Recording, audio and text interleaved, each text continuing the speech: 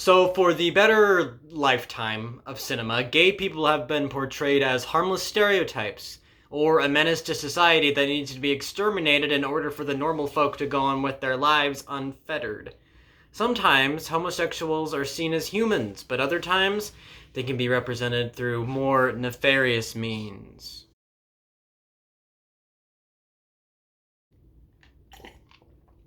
Lately, I have been marathoning the classic Universal Monsters canon through the various DVD compilations that I have collected here and there.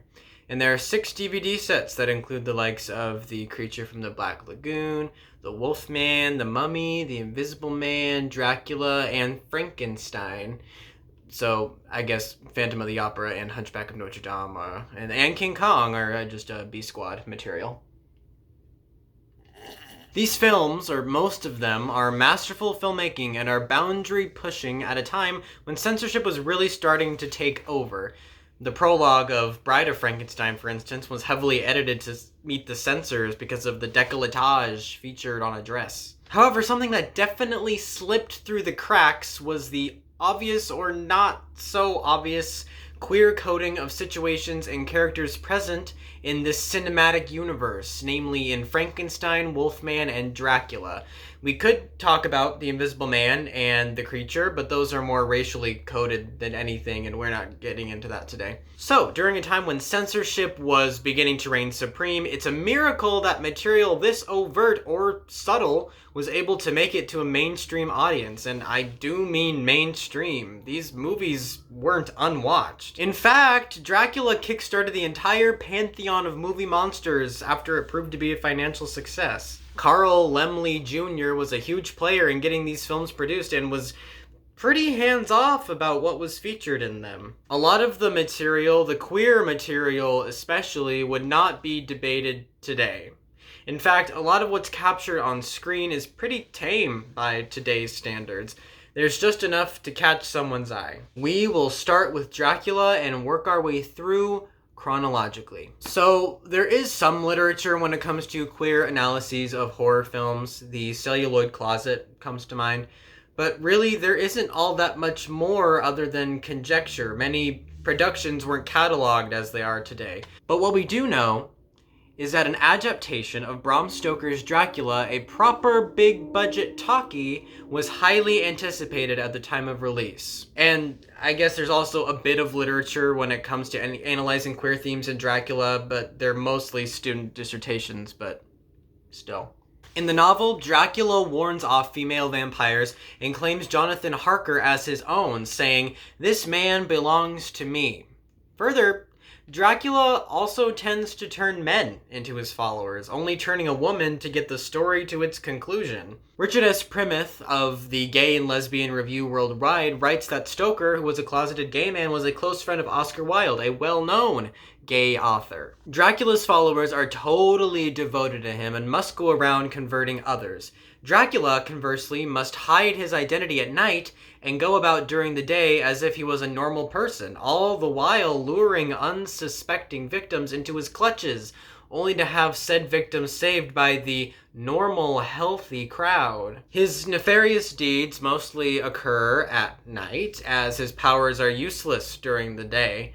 There is a fear of discovery apparent in Dracula, as well as the necessity of secrecy and persistence of forbidden pleasure. Ultimately, though, Dracula's presence is one that is viewed as needing to be destroyed for the world to be a better place, and anyone like him or touched by him needs to be reconciled with the aid of medicine or psychiatry. The tradition of gay men writing horror stories goes back to the advent of the novel, with standouts such as Matthew Lewis, William Thomas Beckford, and Francis Latham. And while it was impossible to textually define words such as homosexual and gay, that didn't mean that they couldn't unpack these ideas in a more concise way.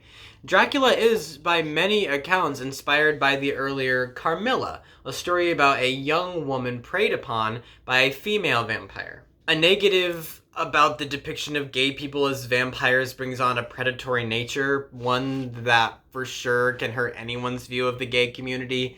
This is more retroactive, as the only way to get a story like these published in that day and age was to have the heroes prevail and the bad guys die. Very rarely until the creation of the pulp novel were there many downer endings where the other came out as the victor. So what we know about Frankenstein is that the censors were much more squeamish about the supposed blasphemy of Henry Frankenstein than the gay subtext. And depending on what part of the country you were in, OG Frankenstein could clock in at the full 71 minutes or a cool 35. For the uneducated, Frankenstein follows the creation and destruction of a monster created by Henry Frankenstein. His assistant, Igor, Fritz, in this version, accidentally acquires an abnormal criminal brain instead of a normal high-functioning brain, and this is what sets off the monster's subsequent rampage. But the monster isn't what's gay about this story, or at least not entirely. To understand the subtext, we must venture into the future about 40 years to examine a film that made the subtext text. Enter the Rocky Horror Picture Show. Shake! Dr. Frankenfurter is a direct parody or perhaps an extension of the Henry Frankenstein character in the way that they are both A, scientists, and B, building a man to impress the masses about their prowess. Rocky Horror takes the subtext apparent in Frankenstein, namely the fascination with creating life for one's own gain, and making it text by applying overtly queer lenses to it all. But Frankenfurter made an ugly one first, and then a hot one. So I'm sure if Henry had been able to, he would have also created a hot one. There is, of course, other stuff in Rocky Horror that isn't quite transferable, but I wanted to be able to share a direct translation from one story to the next. Quite liberating. There is also the standoffishness that Henry has for his fiancée, Elizabeth. He seems extremely disinterested in what she's doing, or even about their upcoming marriage, instead hyper-focusing on his manly creation. And everyone from his inner circle is desperately trying to remind him of his previously happy life when he was courting Elizabeth. But Henry's moved on, you guys, and he's no longer satisfied with fitting into society's expectations until he's practically forced back into it.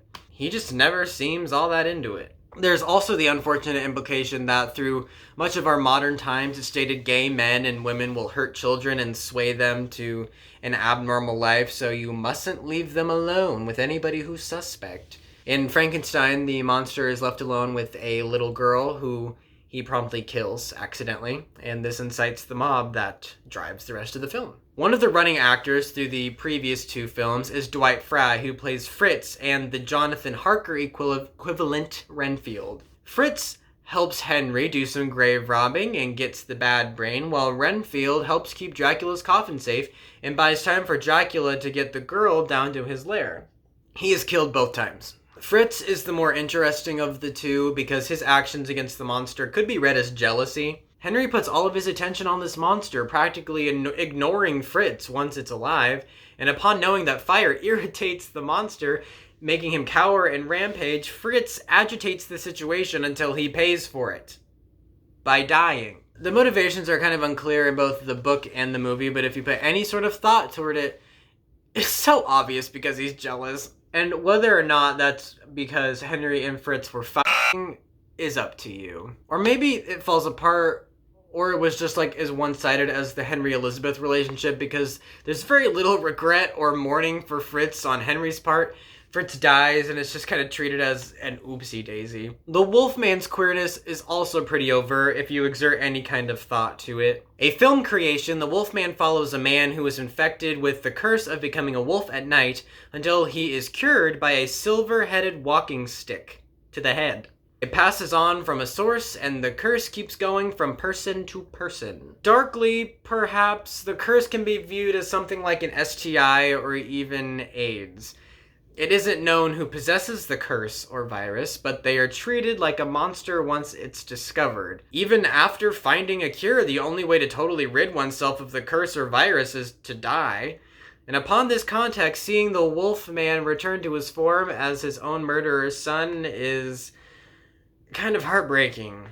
Further, if one's own physical and mental identity keeps fluctuating between one thing to another, how can anyone's sexuality remain solid?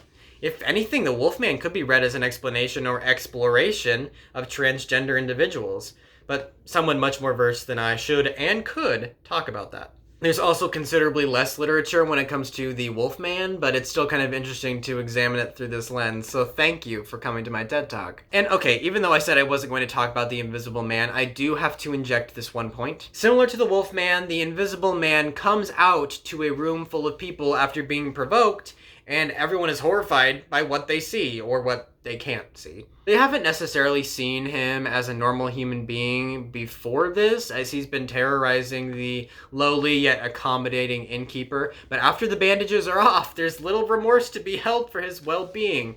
In fact, they must do anything they can to rid him of the world before he goes and damages the rest of the town. And this scene, this scene, where he interrogates his friend, shows he's tenderly searching for a partner, something he brings up a lot, with that exact wording. He's looking for a man to travel the world with him, to wreak havoc with him, and they'll be invisible together and stick by one another's side until their dying day.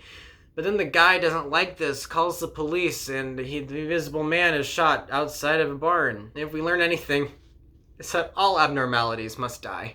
We come back to these movies not so much for the original intent of the filmmakers to bring these classics to the screen, but more so for the retroactive analysis brought on by modern queer movements. What might have only been inferred in the 1930s is full-on embraced by today's culture, if you want it to be. And we can celebrate such explicit depictions from an era when a good chunk of entertainment was sanitized, even before the Hays Code. Now, if we only had a universe where all these characters could exist in the same place.